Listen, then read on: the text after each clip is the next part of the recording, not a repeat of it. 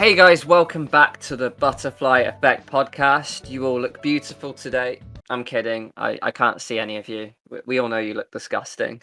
I'm Liam. I'm joined by Jack. Hello, hello. And today we're doing something a little different. So it was revealed that Supermassive Games are going to be releasing another blockbuster game that isn't a part of the Dirt Picture anthology franchise. They're going to be apparently steering away from teen horror, and this is going to be released in 2025 or 2026. Now, Jack and I, as always, really intrigued by this, thought we would go ahead and pitch our own idea for a game. So we're going to kind of look at what we would like to see more from Supermassive Games, but also, hopefully, I'm not going to say they're watching, but, they might take some ideas, and hopefully you guys enjoy what we have. So today, Jack is pitching a game for us. Jack, tell us a little bit about your game. What is the title of it? It is called What Lurks Beneath. I know, very, very spooky. Also, if you do take our ideas, copyright Butterfly Effect podcast. So yeah, What Lurks Beneath. It's a bit of a trashy title, I suppose you could say. It is very classic horror. But, mate, did you want me to go into the story first of all, or what shall I cover? Give us a little blurb. Tell us, in a nutshell, what your game's about. Right, okay. So it's about some holiday makers, and they're on a cruise ship, and lo and behold, the captain falls unwell. Maybe there's a strange light that plays with his vision. Anyway, he crashes the ship and the ship starts to sink. Oh no. As they're all getting off the ship, before they do, he has something come through that says, look, help is coming. It will be with you within the next 24 to 48 hours. And I suppose the main reason I did that is I feel like in Until Dawn and The Quarry and even House of Ashes, this whole idea of the characters finding a radio is a little bit overdone now. So I'd just say, look, you've got 24 to 48 hours to wait. Help is coming. Just make sure that you survive this bit. So the ship is sinking, and everyone has to get onto the sort of the white plains of Antarctica or the North Pole. And before they know it, there is a shape-shifting villain that wants to kill them all. So, I'll talk about sort of why there is a shape-shifting villain in a little bit. To cut a long story short, there could be a load of deaths. There could be people surviving. And to mix it up, because it could be a bit boring just being in a foggy, cold environment all game, maybe it turns out there's like a secret Area 51 base. Maybe you sort of find these very sterilised, cold, metallic structures in the middle of nowhere. And you find some clues that this shape-shifting villain is like some sort of alien or as the result of some sort of experiment that was going to be used during the war. I don't know. It's all very first draft at this point. I haven't thought about it too massively. So, there's your premise, mate. Any questions? Nah, it sounds really intriguing, and on paper, it is a game I'd definitely be excited for, the way we are for The Devil in Me currently. I'd look at that on paper, I'd be like, yeah, I really want to play that. So it's almost like Supermassive Games meets Among Us or The Thing. So yeah, just firstly, one of my first questions for you would be, what kind of drew the inspiration for this game? Yes, and thank you for reminding me, because if I'm being honest, anyone that's seen Stephen King's The Thing, they'll think, Jack, that's a complete carbon copy, you're ripping it off. And I'm fully aware of that. Like, there's a little bit of Man and Medan in there, with the boat and stuff, but yeah, it's basically The Thing. And I suppose this is the best point to talk about why I've picked the location I have. And I think it's because, again, with Until Dawn and The Quarry, I'm fed up with trees. I'm fed up with woods and forests. I want to be somewhere new. And this is something I really like, and it's a big plus with the Dark Pictures anthology. I really like that you get into these very diverse environments, whether it's a desert, a spooky village, a boat, and now a hotel. So I wanted something that we necessarily haven't seen in a video game before. And I was thinking there's so many things you can do with it as well, because it's a foggy environment, it's cold, the character's going to be vulnerable. It can, as we all know, the cold, it can make people flip out and get angry, which would be like really good for dialogue scenes and stuff. It feels like it would work for me. And as well, like the fact that I've picked a shape-shifting villain, it's really rooted in the fact that I really want Supermassive to mix up the dialogue scenes, and in a weird way I want the player to be paranoid. Like, I want the player to go into certain dialogue scenes and thinking, I don't know who I'm talking to here. Am I talking to the villain? Maybe you find a bit of information that you really want to divulge, but you're aware that there is a shape-shifting villain out there. So you're a bit hesitant as to who to tell. Like, giving the player like that much conflict, I think could really lend to some interesting decisions and gameplay. Mate, it's super interesting. And the things I mentioned, like The Thing and Among Us, like The Thing is an amazing film. And it's the kind of one where, it's a film, you have to watch it and you can't make the decisions for the characters. But to be in the thing and to make the decisions, like choosing who lives, who dies, like whether to pull the trigger at certain moments, that sounds fascinating. Among Us is obviously if you've ever played it, it is really fun because you're in the dark, you really don't know who to pick.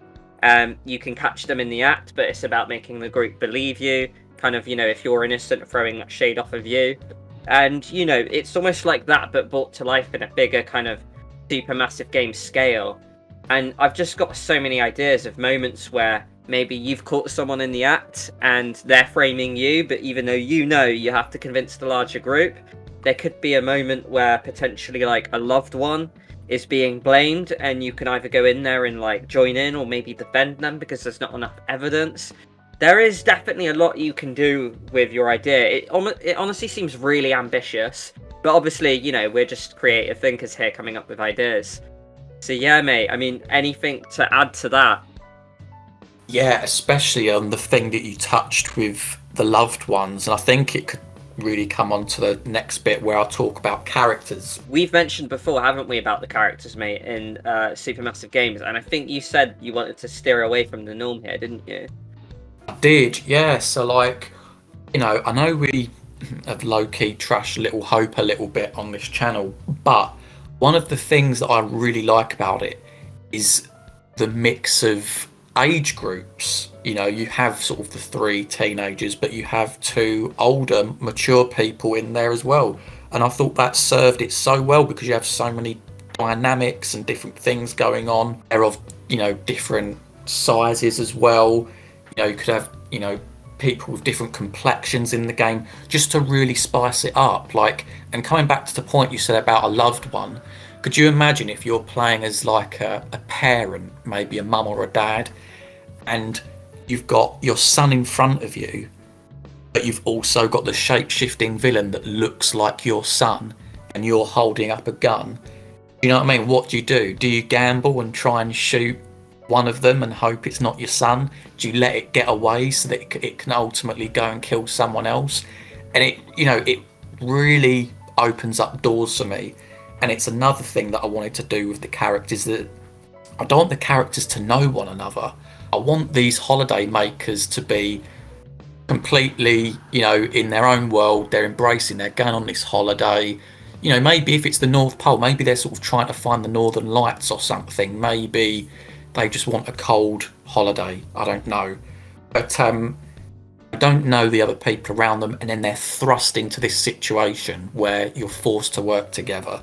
And I think, looking back at House of Ashes, how you've got the, obviously it depends with your choices, but you have the Americans working with Salim, not Dar, because Dar wants to shoot and kill. But having that dynamic where people work together, even though they come from different walks of life, I think is like just a great thing to have in a video game as well. Mate, I absolutely love this idea. I do agree about that with Little Hope. I would have loved more depth from them, but the foundations were really fascinating. especially the fact that someone like Angela wasn't really a fan of Taylor or Daniel, I believe. I'm pretty sure that's how it went down. But when we look at games like Until Dawn or The Quarry, they're all one group and they all know each other. There's pre-existing relationships. But I'm really fascinated with the idea of, like any good apocalypse film, the apocalypse or whatever hits you out of nowhere, where the group you're with are the, at that current moment are the group you're going to be with for the rest of this story. So, for example, like the Walking Dead game, you have Lee, and he's like pit there with like Lily and Kenny because those are the characters he stumbled across. They have no pre-existing relationship, and there's actually a lot of deep-rooted hatred in that group. When I used to be obsessed with things like The Walking Dead, I used to be on a public bus or train and think, oh, if the apocalypse happened right now, these strangers are the ones that would be around me. So yeah, really interesting to see that. It would be really cool to see like conflicting dynamics. But like you said, if there was like a father and son in the game, you would have 2 of the 5 or 8 characters or whatever it was that did know each other. So maybe there was a mix of pre-existing relationships and a mix of strangers with conflicting ideas, which created like a lot of tension. So, yeah, I'm really fascinated by your choice of mixing up, this dynamic that Supermassive Games usually go for. Yeah, and you know what? While you were speaking there, it reminded me I'd want to see the relationship bars come back like they were in Until Dawn. I know that there's certain things with The Quarry where, relationships can change, but I didn't feel like it was as present as Until Dawn. I feel like the relationship bars do go a long way for that. And again, you could feed that into the game. If your relationship with certain someone is at a good point, that means you can save them, that means you can do X, Y, and Z. So yeah, that's really the thing for me.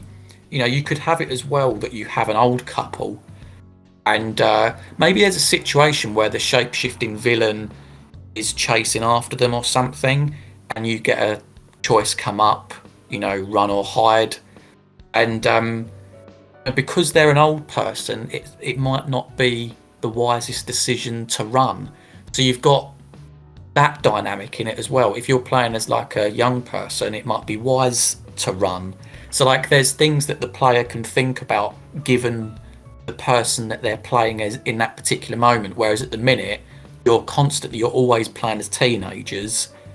It's sort of like, yeah, well, they could run, they could maybe get away from it. Whereas I think, playing with other ages, it could throw up different situations.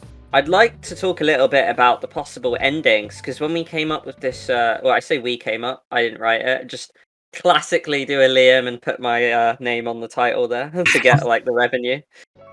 So when you came up with the idea, we mentioned endings, and you mentioned the possibility of ending the game early, or possibly, whether it's for good or for bad. I wanted you to touch on that a little bit.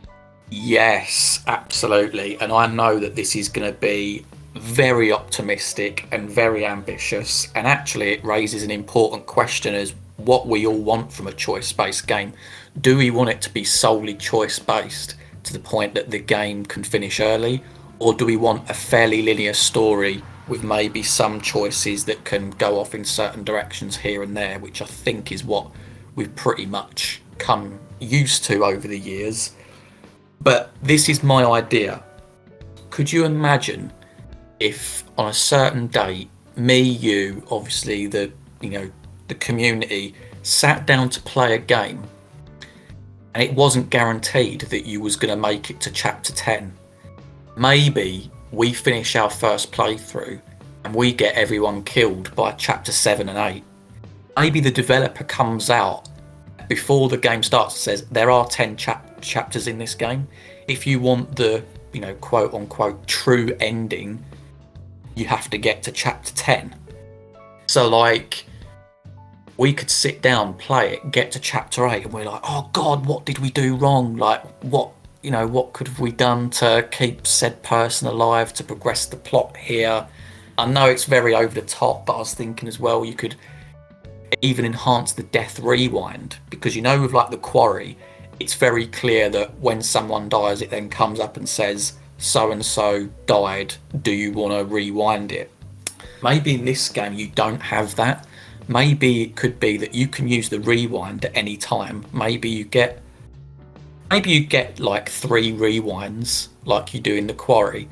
You choose whenever you want to use them, which I think is very important. Maybe with the plot, like a shape-shifting villain, there could be a moment where you kill someone and it could be the shape-shifting villain and the game could finish early, but you then chose to use a death rewind because you were a bit paranoid that you killed the wrong person.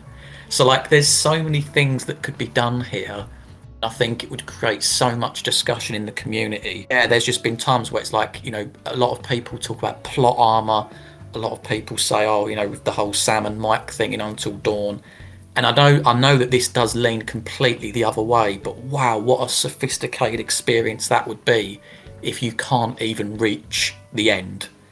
I suppose to counteract myself a little bit, of course you'd have to get certainly like maybe the prologue and a few chapters under your belt, because you'd need enough time to introduce situations where characters could be killed and to lay out the story, etc. But to have that whole, you're not guaranteed to make it to chapter 10, it could be chapter 7, chapter 8, whatever. I think that'd be a brilliant thing for these games. Telling you as well that I would be really skeptical about killing anyone off in, say, chapter 6 or 7, because I was like, if there was a shapeshifter out there and they were throwing a choice at me like that, I'd be like, well, no, because clearly this isn't the person. So this is the person, not the shapeshifter, so I'm not going to kill them. But I think it would actually be really cool if, like, you could put the game to bed in a good way, where, like, you kill the shapeshifter super early, but because of how early that chance was given to you, you decide to actually spare the monster or whatever. Yeah. And then this can come back to haunt you, and then maybe that monster kills off a character. So maybe it could be that despite wanting the longer ending, you actually put the group in danger by doing so. There's a lot you can do to play about with this concept, and it is certainly fascinating. And you are right, people talk a lot about plot armor, and I know that plot armor does guarantee length for the game. But yeah, it would be cool to have a nice experimentation here where you're not aiming for length, but you are aiming for total plot armor quality. I really like the sound of that, mate. Because you know what, I'm thinking back to the quarry, and I've got my achievement head on again, or trophy head. I sometimes like it. You get them video games where you can like complete the game. Say like Gone Home, for example. You complete Gone Home in like less than a minute. And I'm pretty sure, I haven't played it personally, but I remember a mate telling me before, I think it might be one of the Fallout games, where you get sat in this seat and the person says wait here for 15 minutes. And if you literally sit there for 15 minutes, he then comes back and it takes you to the end of the game. I suppose in theory I really like it. In practice it might be a different matter, but even when we played the quarry, like there's that situation where the car's fucked up and Chris goes and checks it out. I cut the fuel line and then it looked like it got set on fire. Like, I feel it would be so realistic and amazing if the car blew up and all the characters were dead, and I got like a secret achievement where it was like, what the fuck, WTF was like the title of the achievement.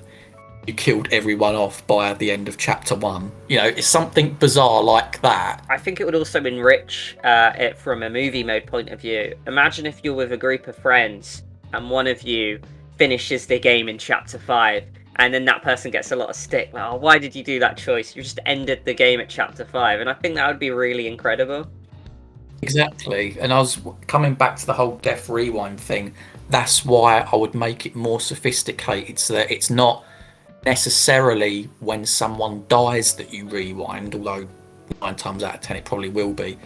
But you can pretty much rewind it at any time. Maybe not during like a action sequence or something like that, but you can rewind it to a certain point. Maybe it's to find a clue, for example. Do you know what I mean? It just gives the player a little bit more agency. Another point I wanted to raise as well is if you could end the game as early as, say, chapter 4 or 6 or whatever, I think trophy hunting would be incredible. Imagine if we finished the game at chapter 4 and then you look at the trophies and it's like, oh, this person maybe stab this person with an icicle. And we'd look at each other like, that can happen? That's incredible. And then it would like have so much replayability value because you're not treading over the same paths again and again. There's all these different paths that you wouldn't know would happen. Now I know how ambitious that is, and we have said it, but like I'll always fall back on, this is just yourself drafting an idea. And of course we're going to be ambitious because why wouldn't we? We're imaginative people. But yeah, no, I'm really intrigued by that, mate. That's incredible. Nice. So, I mean, in terms of like the game mechanics, I'm going to talk about QTEs here. So, very simple one. I think that the QTEs in the Quarry were too easy.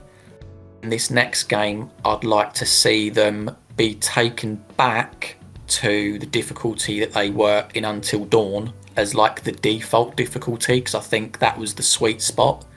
Of course, you can have the setting where you can change difficulty for the QTEs, but when I started the Quarry and I was passing the QTEs, I was then hesitant to make it more difficult because I was like, how much more difficult is it? And I was in a situation where I was like, no, you know what, I'm going to stick with what it is. Whereas, I like I say, I just feel like they executed it better in Until Dawn. Would elevate that even further and say I would steer away from the way Supermassive Games have been doing it altogether and go more down the Quantic Dream route. Yes. So we're going to talk about this because we revealed it on Friday that we're going to be covering Detroit Become Human, and it reminded me, and then you brought it up as well, but we are fascinated by the level of difficulty in it. But it wasn't too difficult. You got through scenes, but you failed some buttons. But it made it really tense because you're fighting Todd as Kara trying to escape with Alice, and it made it so back and forth and beautiful. So yeah, I'd like to see more variety personally. If you had a PlayStation controller, there would be things with move in there, but maybe like dodging things. More tap buttons, more holding, things where you've got to hold like 5 buttons down at the same time in order to do something. Yeah, definitely more difficulty to make the scenes a lot more tense, and that would really marry well with the fact that this is a tense game where there's a lot of paranoia at stake. And I think your game would be the most tense gameplay experience in a choice-based game ever if this was pulled off, mate. Yeah, and honestly, coming back to Detroit, they have such brilliant cinematic action sequences, like in fights, for example. And it is partly because I'm an Xbox player and, it was PlayStation, but because there was so many cuts, your eyes are so busy on the screen because they're looking for the next QTE. It's not easy. Like sometimes, like you said, I did fail them. And I think that's how it should be. Maybe in a particular sequence, there's 8 QTEs. You need to pass 5 of them in order to, get the character to get away or something. I don't know how it's built per se. But yeah, like it'll just adds a whole new level to the game, especially if they keep up with the whole cinematic thing as well. Because talking about Detroit, that was something I was absolutely stunned by, like that, and I actually absolutely loved it. I loved that I failed here and there because I could feel my heart beating. I was thinking, oh my god, I fucked up, like what's going to happen now? And that's how it should be. And then of course you get your down moments with the dialogue, and then another sequence comes up, and that's how it should be. Anything else to touch on, mate? Yeah, I suppose the final thing is deaths, right? So I suppose this is less of like an improvement thing for Supermassive, but this is sort of something for my story. So you're in the North Pole, you're in the Antarctica, there's been a boat incident, boat crash rather. You could have a character die of cold exposure. You could have someone trapped under the ice. There could be an icicle that falls onto them. There could be someone that's lost in the snow blizzard.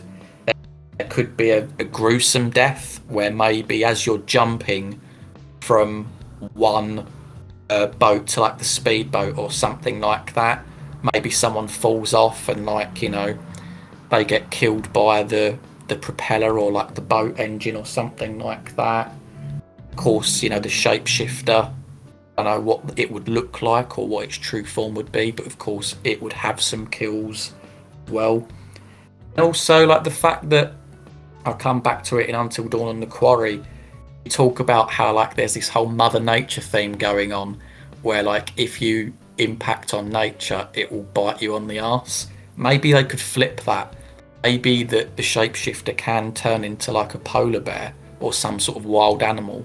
Maybe it could be like, yeah, like they stumble upon some polar bears at some point and one of them can get a character killed, and it's not always the best thing to, go up to it and pat it or whatever.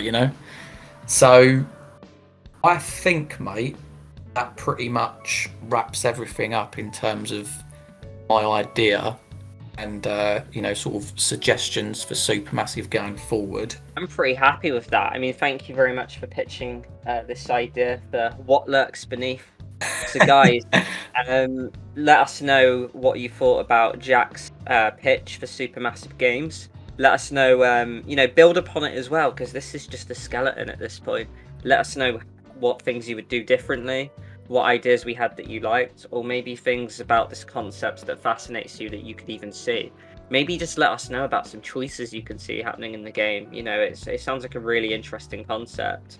And also, guys, if you did enjoy this episode and the idea of this, potential series, let us know, and then, I will do my own one, and, that'll be part 2. Anything else to mention there, Jack?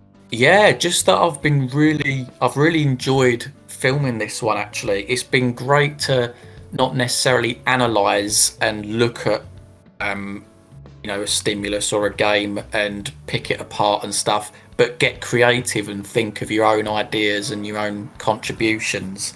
So I hope you guys have enjoyed it. And what I'd say as well is do give us your story ideas in the comments below. We'd be really keen to read them.